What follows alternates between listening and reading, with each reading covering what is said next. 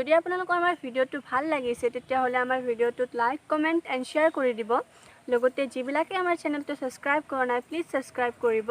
আৰু অলপ ছাপোৰ্ট কৰিব যাতে আমি আগুৱাই যাব পাৰোঁ ধন্যবাদ